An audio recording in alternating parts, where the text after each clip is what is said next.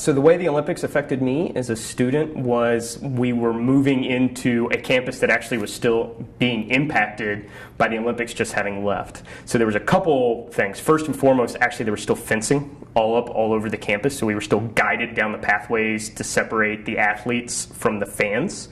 But the other thing was they did an abbreviated summer quarter in that summer of '96. So all of my classes were actually 50% longer than standard classes would have been for that period of time, because we had to put a whole summer term into basically 60 to 70% of the same amount of time.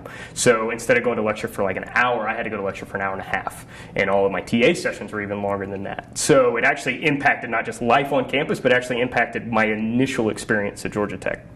More fun thing was actually the stuff we got to experience, like the fact that the aquatic center was still brand new. It was still open air at that point in time, so that's something for people who think of like the Nadatorium as it exists now. It's actually still an open air aquatic center. You know, my college experience is different than a lot of people's because it's in the middle of a city, but you get to watch the city grow around it and see the city improve around it, and still see it be part of the city. I think, you know, for friends of mine who are a little bit older, pre-96, the area around Tech was very separated from Tech. I mean, it was not inclusive. There was not a sense of community or neighborhood. So the investment that's been made by Georgia Tech, or by the city of Atlanta and the surrounding area, the fact that we see that, I think, cascading into East Atlanta, north of here, west of here now, I think it really all started with the Olympics and the smart things that the city did with that money that they received for hosting the Olympics.